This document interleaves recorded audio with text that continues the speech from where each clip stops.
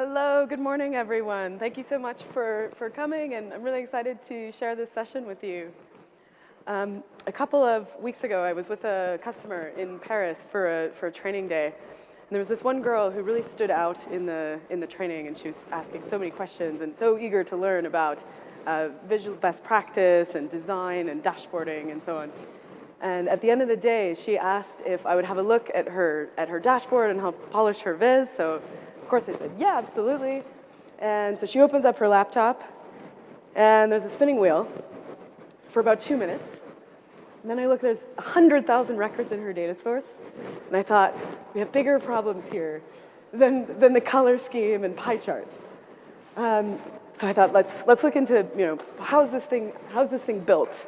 And start opening up some of the calculations. There's dozens and dozens of calculations all nested, and come across many different calcs that look like this. What's wrong with it?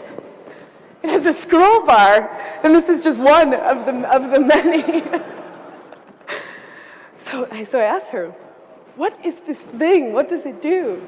And she says, oh, I have no idea. It was built by consultants.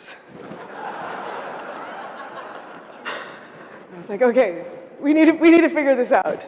So I started digging through and trying to understand, reverse engineer the logic. And then I realized, oh my gosh, this is exactly identical to example number 3 in my conference session.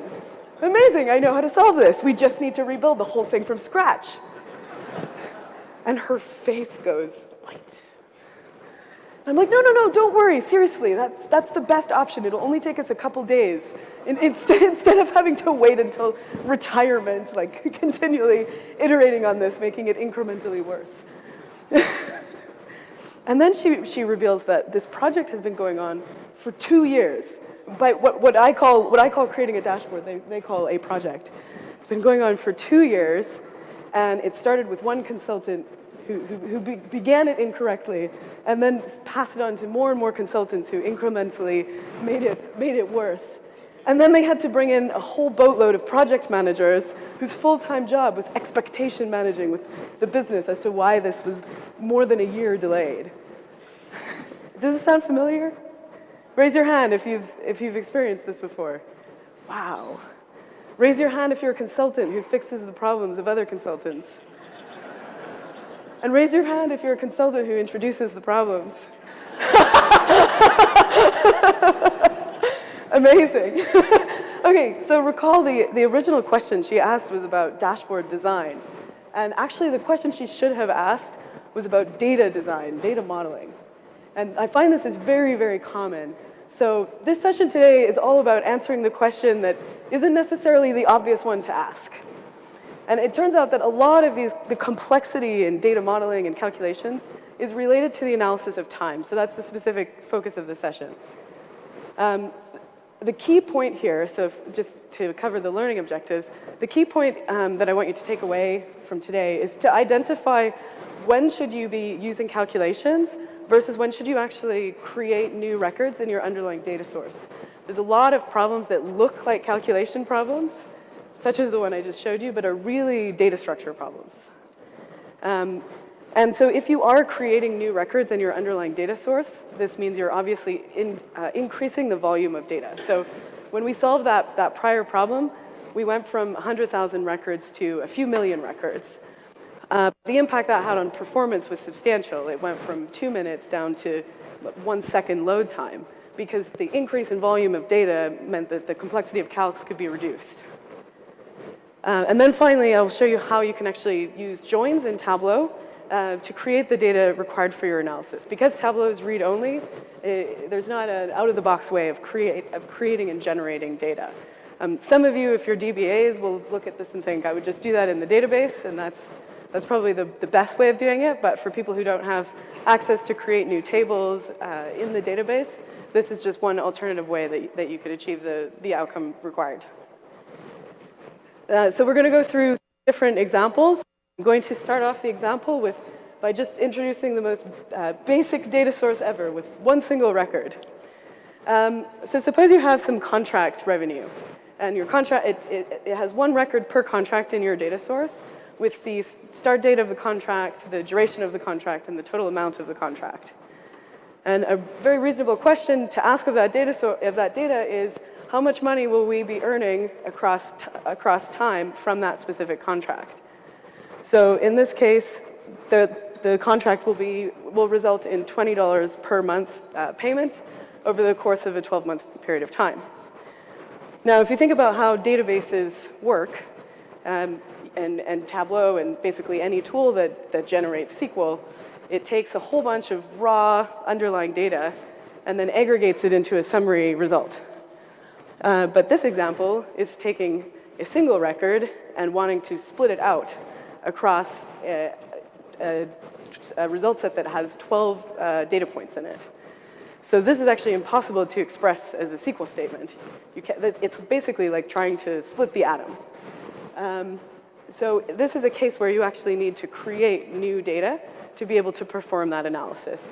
In this case, we would need to replicate that contract 12 times in the underlying data source in order to be able to represent it in the visualization across 12 different months. All right, so if I jump into Tableau here. So just to give you an example of what that viz might look like on a more complete data set. This here is looking at, so where we are today, the black reference line is showing us the current date in current point of time. And then anything before that is telling you how much contract revenue you should have earned based on the contracts that were active in that particular month.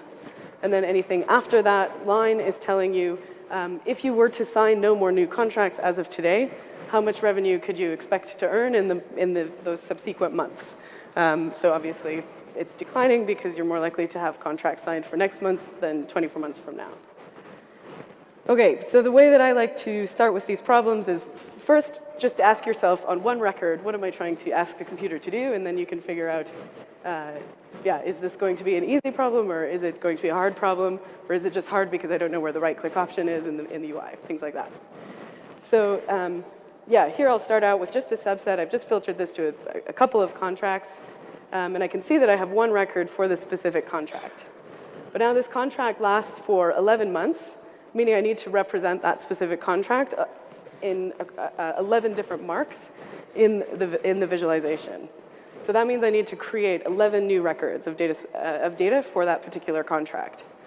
And one kind of trick for creating data is by doing a product join. So product join, or Cartesian join, as it's also known, is a join that joins every single record in one table with every single record in another table.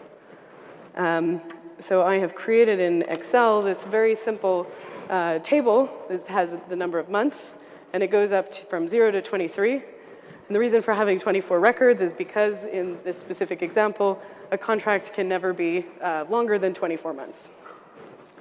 So the key field is just something I'm going to use as a join key in order to do that Cartesian join. So if I go back to the data source here, this is connected to a SQL Server data source, and suppose that I'm an analyst and I don't have write access to that data source. I can create a cross-database join by bringing in this number of months table.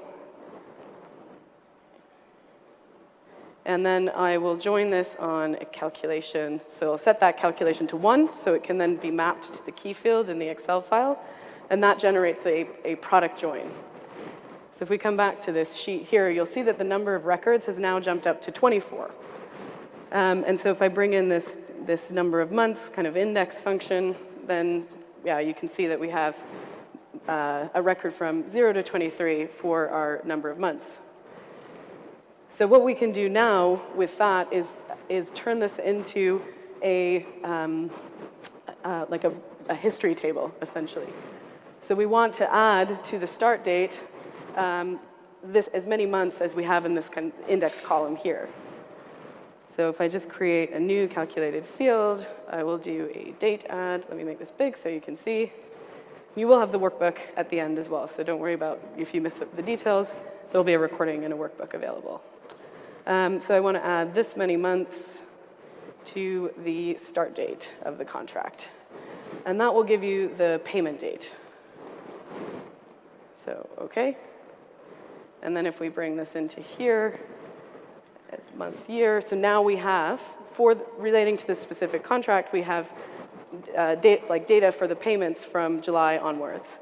Now this is it's adding all 24 months, so we just need to restrict this to the months that are within the duration of that contract. So I'll just add a filter here that says keep the records where the number of months is less than the total duration of the contract. And I'm showing you this in the order that is perhaps easier to understand, but if you were actually doing this on your real data, this would be the first thing you'd want to do, just for performance reasons. Apply this as an extract level filter, and then extract the data, and it won't bring these rows into your extract.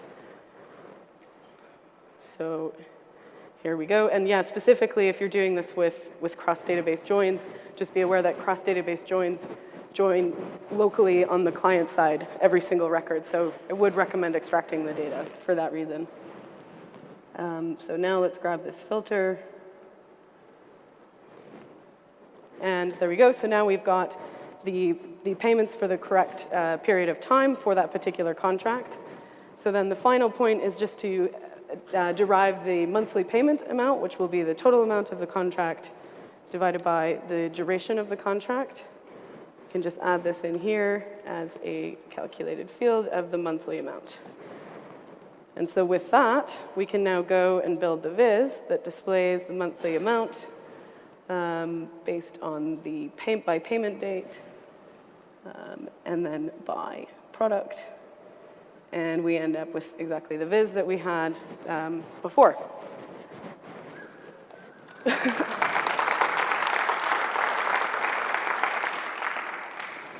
All right, you're clapping too soon because I'm going to now tell you why that viz is not very good. Okay, so let's just summarize what happened here. So the first point was we identified that one record needs to be visualized across many marks, which means that this isn't a problem that can be solved with a calculated field.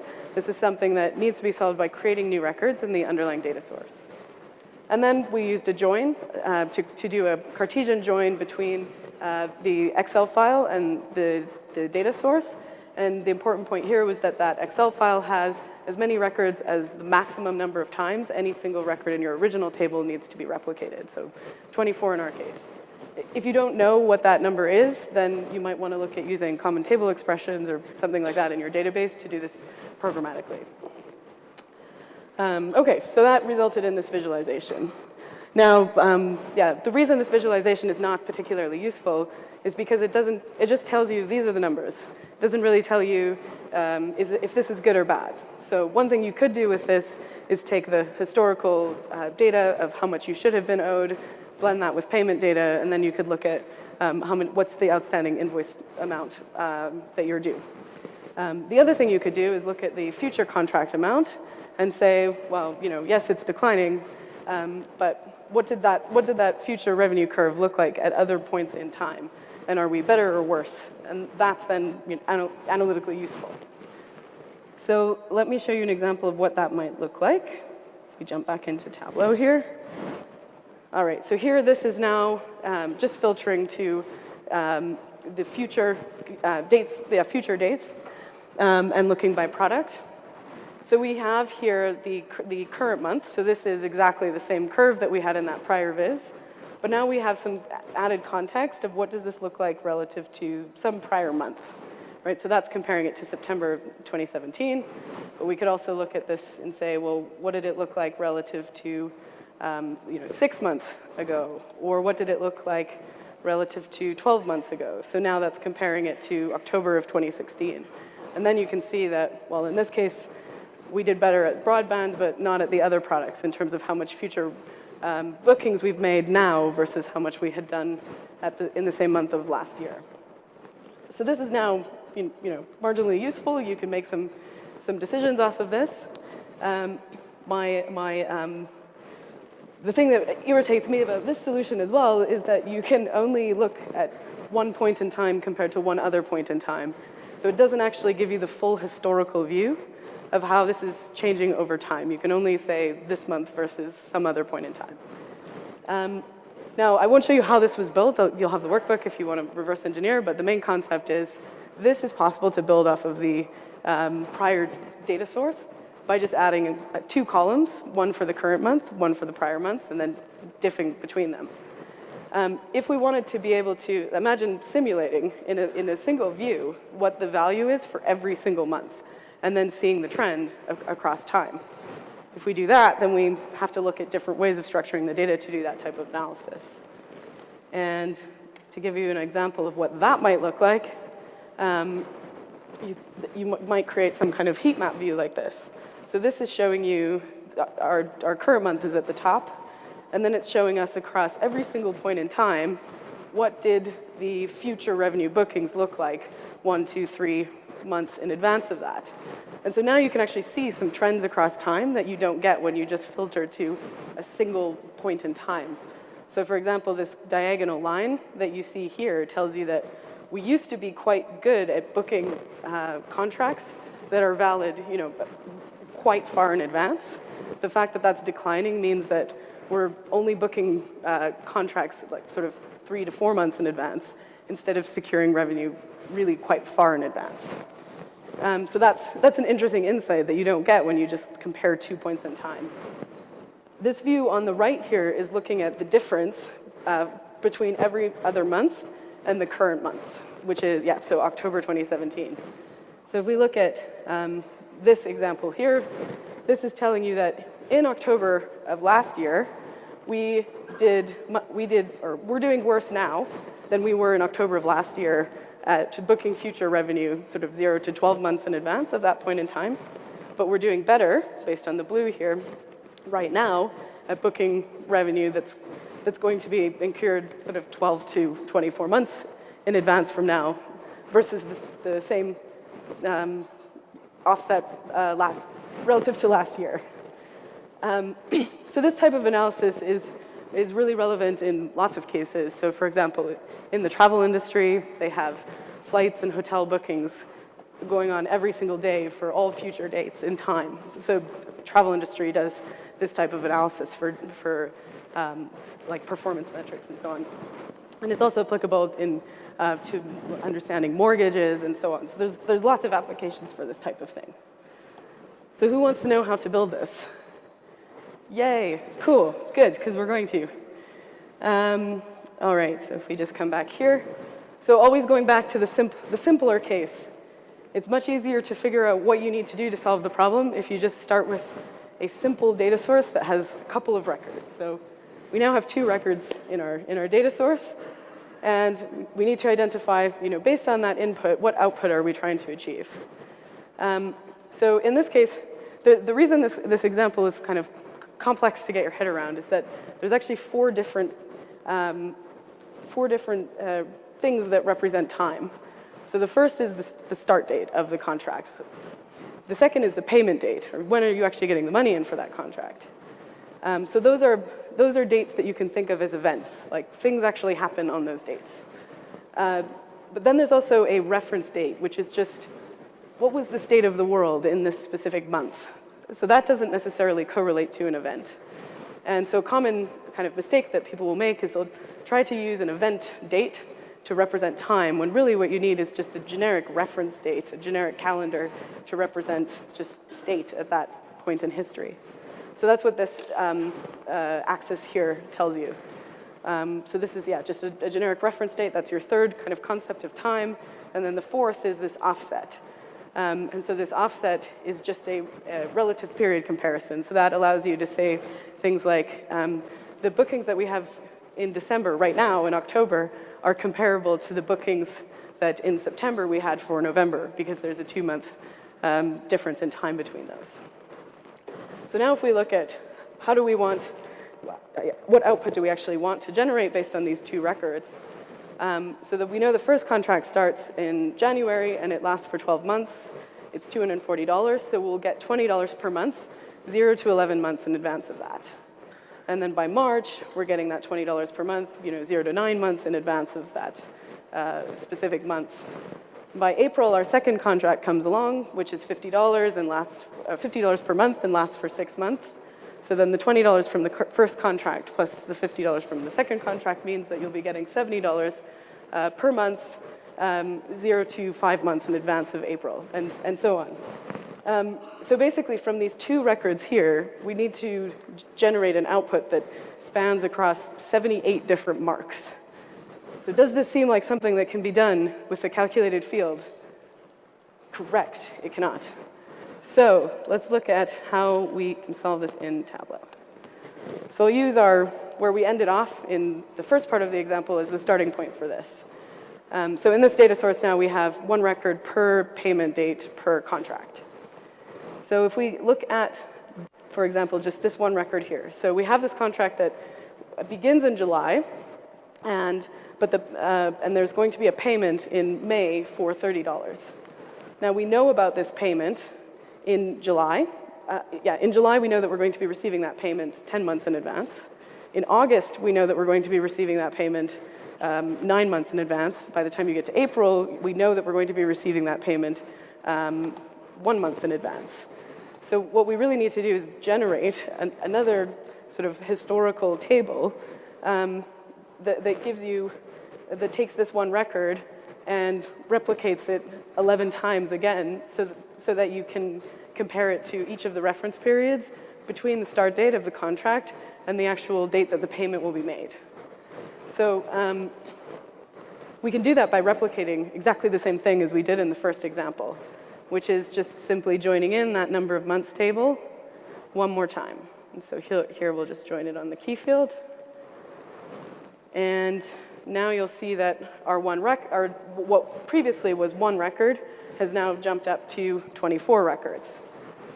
So just like what we did before, I'll drag in this number of months field here, and now we have that whole history. So before we'd used this kind of index table as a way of generating payment dates. Now what we're going to do is use this index table as a way of generating a reference date. So the reference date being the thing that's on the rows in the heat map. So the way we want the reference date to work is be sort of a rolling 24-month calendar that's anchored relative to the current month. So the way we can do that is just add, or rather subtract this value from the month of today.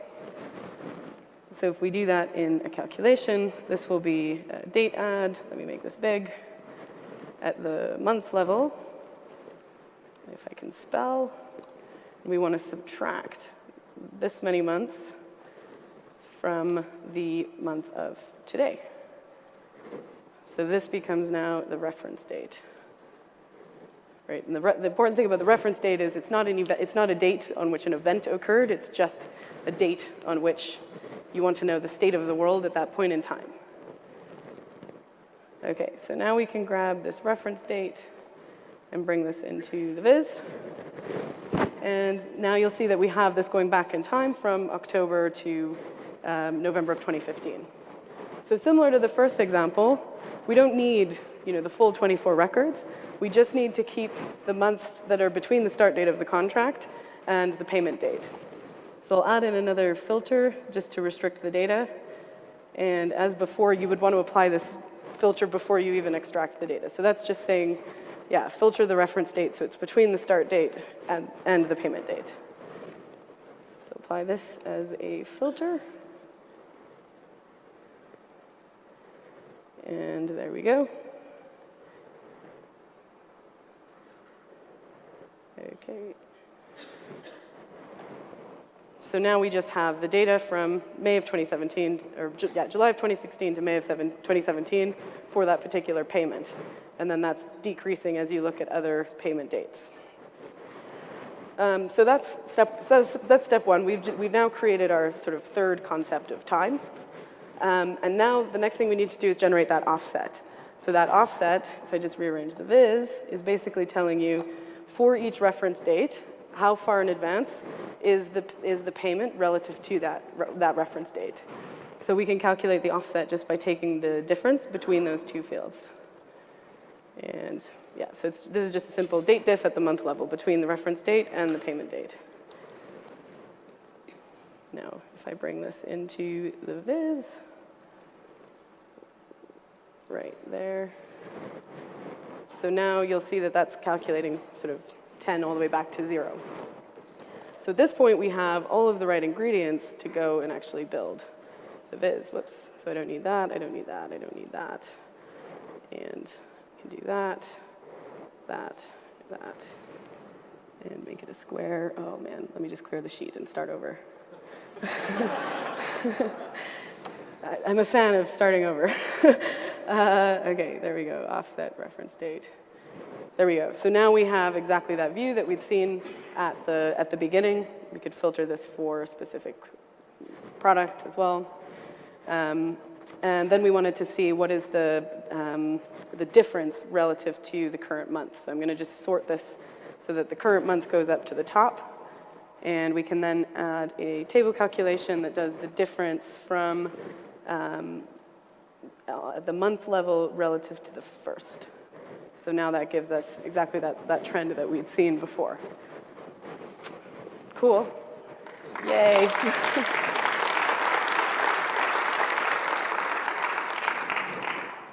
Okay, so let's see what happened. So the data source that we started out from was at the contract level and the payment month level of detail. The first case that I showed you with just comparing the current versus the prior month is something that you can achieve without changing the data structure and by just adding 2 columns, right? One that derives the current month amount and one that derives the prior month amount. But when you want to start modeling this across all of time, the most common way that people will implement this is by adding a new column for every single month.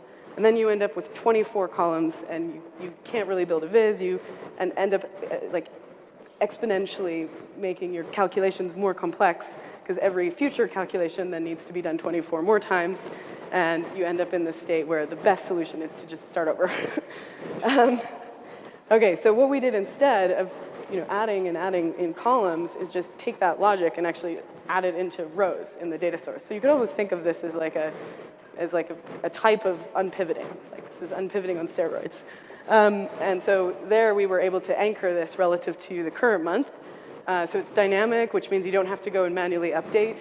In the first case, I've seen people, their full-time job is like updating every month. There are 24 calcs, it's a nightmare. But by unpivoting it, you can then anchor it through calculations to the current date, and then it will dynamically update relative to 24 months rolling back in time. Yeah, and any follow-on calculations then only need to reference one field instead of 24. So this is just kind of my mental model for thinking about these types of problems. All right. Who's ready for example 2? Yeah, okay. So the second example, well, before we go into the data, just to explain kind of the concept, this was inspired by one of our colleagues in engineering who used to work for a large company that we all use to search the web. And one of the interview questions that they would ask engineers is to find the most efficient way of solving the following problem. So given that we know the dates on which an egg is laid and hatched, what's the maximum number of eggs in the nest at any given point in time? So let's start off with a simple data source. This is what you might, we have 3 records now for this example. So 3 chicks, and we have the date on which the egg was laid and the egg was hatched. And we need to know the maximum number of eggs in the nest from that data source. So one way of doing this is by looking across, comparing every single chick to every single day in time and saying, on this day, was this chick still in the chicken, or was this chick in the egg, or was this chick hatched? So that's one way of doing it. This is not the most efficient way because of the requirement to compare every single chick to every single day. That is rather inefficient. The way that wins the interview question is instead by looking only at dates on which events occurred. So an event is a chick is laid, not that. An egg. An egg is laid. Oh God. An egg is laid, or an egg is hatched. That represents an event. And oh man, I'm sorry. And We can then look cumulatively at how many eggs have been laid across time and how many eggs have been hatched. So, for example, on the 21st of January, 2 eggs had been laid and 1 egg had been hatched, which means that your egg balance in the nest is 1. From this, you can derive that the maximum number of eggs in the nest at any point in time is 2. So this requires much less computation than the top version, as you can see by the less images. This is how I do computer science in my head. All right. So it turns out that this problem is actually widely applicable to data analysis. So you might have a data source on student enrollment data. You know when did they begin and when did they graduate. You want to know how many active students do you have enrolled at the university. Or it could be with patients. You know when they were admitted and when they were discharged, how many patients are on your hospital unit at any given point in time. Or a third example could be with headcount data.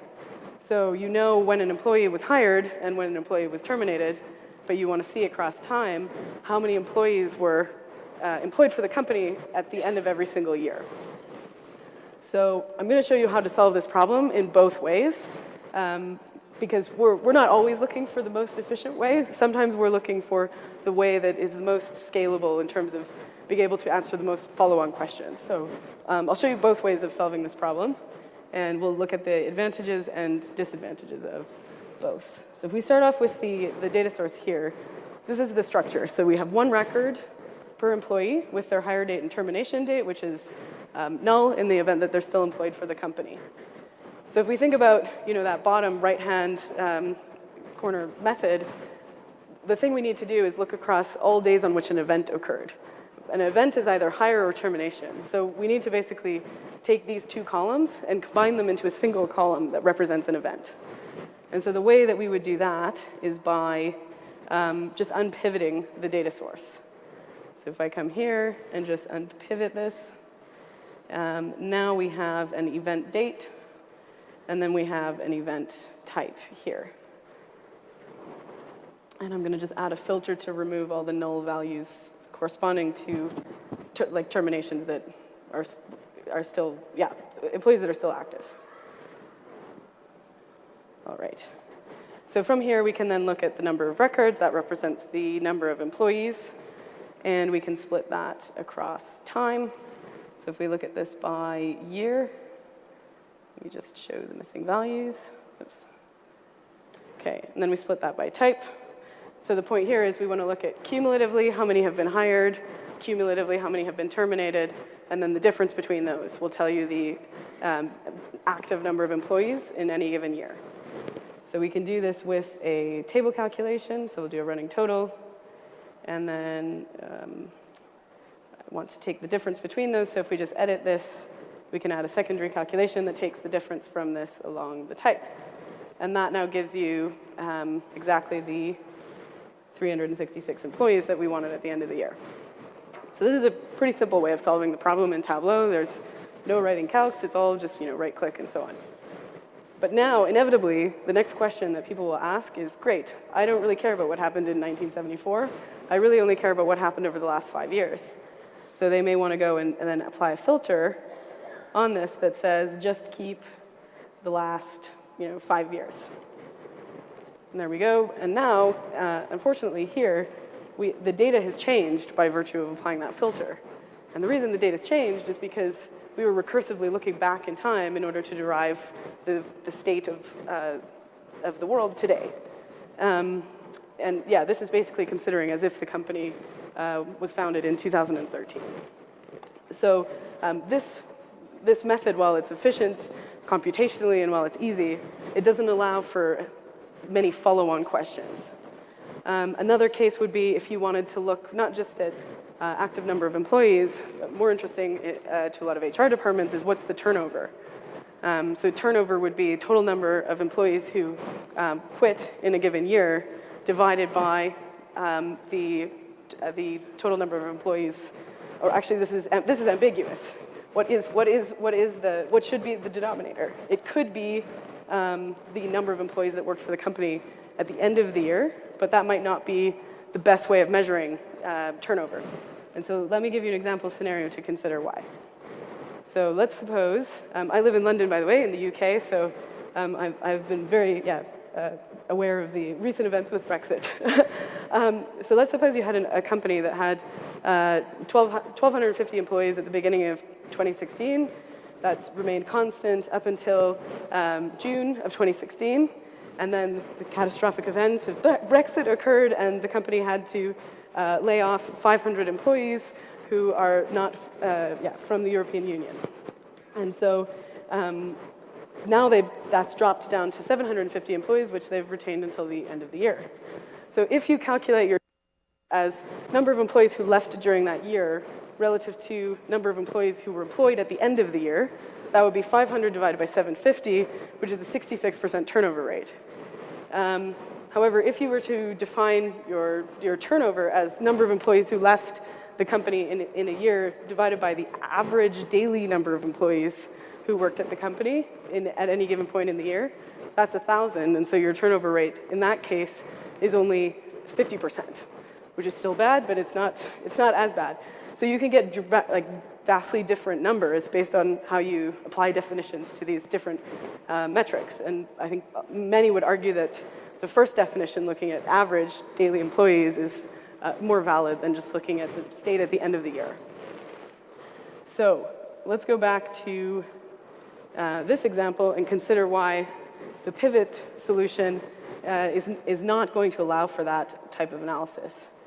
So if I just look at the underlying data behind 1982, you will see that there is absolutely no data behind that point. And that's because in that year, no one was hired and no one was terminated. So the viz is just kind of filling in and making it look like there's data there, but there's actually no data for that year. So now consider the question of calculating your turnover in 1982. That requires calculating on absolutely nothing and figuring out what was the average number of daily employees in that year. That's going to be incredibly hard to do without any data. So this is a case where the first solution, if you imagine the chicken egg, kind of the top view grid, is a much better implementation because it compares every chick to every date, in our example, every employee to every date, and actually has a record for when they were the days on which that employee was employed. By actually creating the data, you can then use that to calculate average daily employees. So if we start off here with our original data source at the employee level of detail, we can create those records by joining it with a calendar table. So in this calendar table, I have like 20,000 records, one for every single day in time. And so to join this in, it's exactly the same concept as what we've done before. So just add in this Excel file with this headcount calendar table here, and we'll do the same thing where we join it on a calculated field where 1 is equal to the key, and that produces a product join. And so from here, if we come back now, you'll see there's 20,000 records per employee. So I've dramatically increased the volume of data in this table. We don't need that volume of data, though. We just need as many records as there are between the hire date and the termination date, or the hire date and today if the termination date is null. So same thing as before. We'll just apply a filter here that's exactly what this does. So again, you'd want to apply this before you extract the data. And I'm going to just place this on the data source. So now we've only got 126 records for that person who started in June of this year. So now we have all the right data to go and actually create the visualization. So if I just remove these things here, we'll look now at the calendar. So again, hire dates and termination dates are event dates. They're dates on which things happen. The calendar date is just a historical reference table. So we can look at our number of employees now across time. And let me just do this as a line chart here. So you'll see these numbers are slightly different to what we had before. Before it was 366, and here it's 391. The reason being that this is counting how many employees worked for the company in a year in total. But many of them wouldn't have ever worked there at the same time. So that's why that is higher. So the metric that we're interested in is average daily employees. And now that we actually have data behind this, we can go and look at that with a level of detail expression. So what I really want to do is aggregate to the day level the total number of employees by day. So we can do this with an include expression and number of records, because there's one record per employee per day that they were employed. And then the average will just, the average will adapt as you drill up and down your hierarchy. So in this viz, the average will be at the year level. Average daily employees. Yeah, and as you drill down, that average will recompute to the quarterly, monthly level, and so on. So let's bring that into the viz, and this is always going to be, whoops, what have I done? Include sum of number of records. Hold on. Why is it so massive? I've done something incorrect. Include. This is not right. Oh, I didn't put the calendar in. That's why. There we go. Yes, there we go. So this is, again, you'll see it's slightly different. It's no longer, it's not 366. It's a decimal point because it's now looking across all of the days in that particular year. So then now we need to calculate terminations. So that's just going to be a case of comparing our reference table to the termination date and saying whenever those things are equal, return the employee ID. That means that that person quit on that day, and then count those things up. So the formula for that is the following: termination. Right, so this will give us the number of terminations, and apply, bring that into the viz as well. Okay, and so then finally to calculate the turnover, we can just simply divide the number of terminations by the average daily employees. And then this had some really high peaks in the early years, because when you only have 3 employees, you can end up with a high turnover rate. So to that other point about just wanting to filter to the last 5 years, that's now possible without actually impacting the numbers, because the calculation, the data exists inside, in the underlying detail of a mark, rather than having to look outward in the viz and look back recursively in time. So there you go. That is turnover.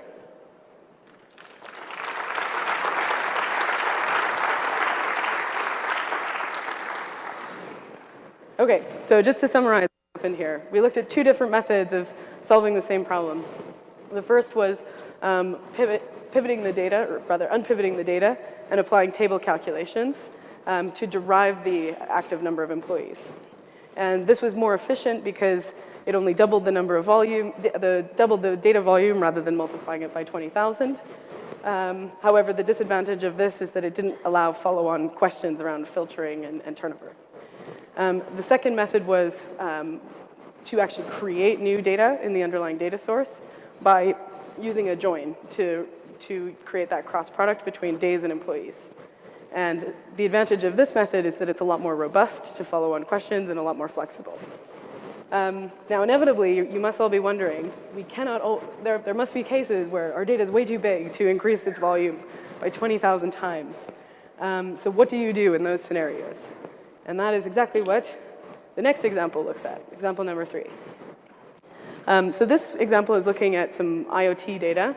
We have data that captures the state of different devices. So imagine you have a connected smart home and you want to analyze what percent of the time is a specific device on. So it could be your washing machine or your dryer or whatever it is. And so the way that the data is captured is a record is written to the database only when there's a change in the state of a device. So if it turns on or off or idle or so on, that gets captured as a record in the data source. So in this case, let's suppose we have this data source, it's a very simple data source. We have 2 records, and it goes on.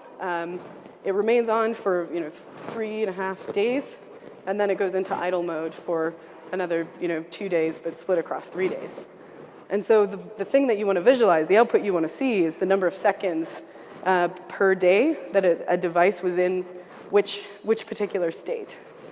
So we've already seen that if you have to visualize one record across many marks, that requires creating new data, and this clearly does require visualizing one record across many marks. However, this is even more complex than the prior scenario because if you think of a day as like a mark, it requires also splitting the mark across different event types as well. So this is clearly something that we won't be able to do through calculations. So I'll show you two different methods of solving this problem. The first would be to do what we did with the head count example, which is joining in a calendar table. It just happens that because this analysis is looking at the second level, we'd have to join in a calendar table that has a record for every single second of every single day. And so to show you what that looks like, this is sort of the end viz that we're looking for. We want to see for each device by day what number of seconds it spends in all of these different states. And so we can achieve this with a data source that has a record per second. So if I show you the original data source, how many records we had in that, it's just 51,000. In the new data source we have, that has been joined with a second level table, we have 492 million records. And that can be used, it does give the correct answer, so that can be used to split across day and device state and device ID, but you're analyzing 492 million records, and so this is probably not the best way of solving this problem, like specifically considering performance. So the question here is there a way of creating just enough data and then using calculations to derive the remaining sort of complexity of that calculation? And the answer is yes. So instead of joining this with a table at the second level of detail, because the analysis is at the day level, we actually only need to create as many records as there are days that a device is in a specific state, and then we can use calculations to decide how many seconds we should allocate to each of those days. So in this case, I've created my favorite viz again, which is looking at the, one record represents an event, a change in events. And so if we consider this particular one here, it started on the 29th, it ended on the 30th, so we need to take that one record and turn it into two records. So we can do this by joining in a calendar table. So this here just has one record per day. So it's dramatically, it's 86,400 times smaller than the other one. And if we go and then join in that calendar table, we just add this Excel file.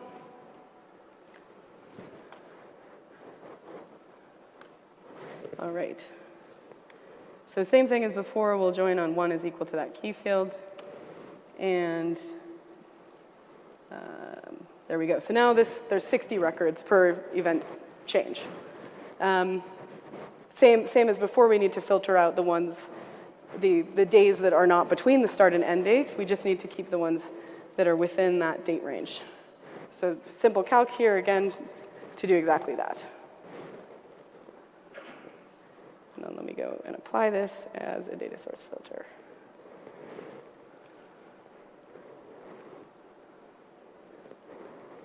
Okay, so now we've only got 2 records for that particular event. So I'm going to bring in now this reference table here, and we're going to look at it on the day level. Now somewhere along here, let's just make this a bit easier to see, there's an interesting one that spans like 5 days, something. Here it is. Okay, so from this, we now need to figure out how to allocate seconds to different days. So in the first case here, this is a really simple case because the event started and ended within the same day. So in that case, you can just add the entire duration of time between the start and end time against that specific day. In this case, it's not going to be so straightforward. So what we can observe is that when the day in the reference table is equal to the start time of that event, then you would add the time difference between the start time and midnight, or like 11:59 at the end of that day. If it's a date that's in between the date that the event began and the date that the event ended, then you know that the entire day will be in that one state. So then you can just add all 86,400 seconds of a day against those middle dates. And then if it's the end date, you know that it will be, to add the amount of time between midnight, the morning of that day, and then the end time of that day against that specific reference date. So what this looks like in calcs, if we create the start date. So here the first, whoops, I meant to make it big. So the first condition is if the start and end date are on the same day, then add the entire duration. So that looks like this. The second case is, what is the second case? The second case is if the start time in days is equal to that reference calendar table, then we want to add the amount of time in seconds between second, I think it's second rather than seconds, the amount of time between the start time and the day plus 1. And then otherwise, we want it to be 0. And so if that worked correctly, let me bring this in here. So that's now adding, the correct amount of time against that starting point. And this one this one didn't last very long, so it's adding just the full duration. So this is now doing the right thing. If it's a date in between, then we just want to add the 46,000, whatever, all the seconds and 86,400 seconds of a day when the dates are strictly contained between the start time and end time. So this will be the between time. And I'll just hit apply and then bring that into the viz. And so now you'll see that that's 0 on the start date and the end date, but it allocates the entire duration of time to those middle days. And then the last condition is if it's the end day. So let me make this bigger again. On this case, you need to, oh man, short keys didn't work. So yeah, this is if the start and end time are on the same day, then you don't want to add anything because otherwise it will double count that because we've already included that time against the start amount. Otherwise, we want to add, what have you gone and done here, silly thing? Otherwise, we want to, we did this and then the end time. And then otherwise, 0 end. So this is then just calculating the time between midnight, the day of the end date, and then the actual timestamp of the end time. So that gives you your end date. This is, by the way, if you recall the story at the beginning, this was the same problem as that calculated field that had like 100 if statements. All right, and there we have the end time, and now you'll see that that's 0 against everything, and then just allocating time to the very last day. So the final step here is to add up the total time, and so that's just going to be a case of adding the start time, the between time, and the end time. And you'll notice that the total time is now equal to 492 million, which is the number of records that we had in that other data source, but we've done it in a data source that just has 51,000 records. So this is a much better way of doing it. And now we can build the viz. Yay! And, whoops, device ID. And there it is. So voila. Oh, wow. Okay, so just to summarize, what we did here is we created data, but we created data at the level of detail of the visualization. So I only needed to analyze this at the day level, and so we joined in a calendar table that was at the day level. But then we also needed to allocate seconds, and so we used calculations to derive how to allocate seconds, which is at a lower level of detail. A similar example was a fast food restaurant wanted to look at what % of time their cashiers were actually working within an hour what portion of an hour they were working within a given day. So in that case, you would join in a calendar table at the day level and then do these other calculations at the second level. So it's just a question of understanding what level of detail of time you need to aggregate by. And so the reason for doing this is because it strikes a very good balance between reducing the complexity of calculations and increasing the volume of data, but not to a point where it's so large that you can't run aggregations against it. So in conclusion for the session today, kind of the key points to take away is if a single record needs to be in your underlying data source, needs to be visualized across many marks, that's a case where you'll want to use where you'll want to actually restructure the underlying data source and generate records. You can use a cross-database join with an index table or a calendar table to do that in Tableau. If you're a DBA, you might want to just do that in the database. It will probably perform better. And then the reason for doing this is to reduce the complexity of the calculations that would otherwise be required to achieve the output needed against your existing data structure. So there's a few resources that I've added in this slide deck that you can access later that go out to our forums and some blog posts that have been written by members of the community to reference. Most importantly, however, we need you.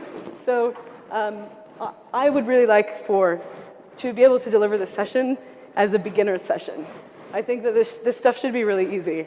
Like, I would love for us to be able to do this in like a drag and drop native way.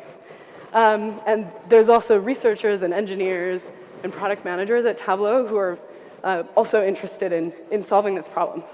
However, to get funding for that, we need to be able to prove that this isn't just an interesting problem.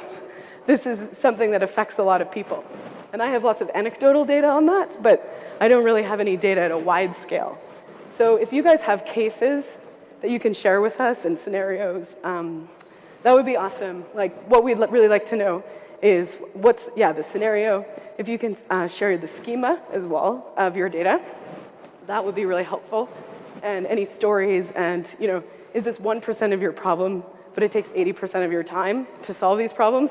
That's like really meaningful to us. So this applies to anyone watching this recording in like 6 months from now as well. Please email me then as well.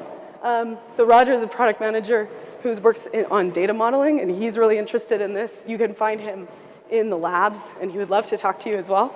So yeah, please just reach out and send us your use cases. And so with that, please fill out the session feedback. It's very easy. You just go in and all fives. Thank you for coming.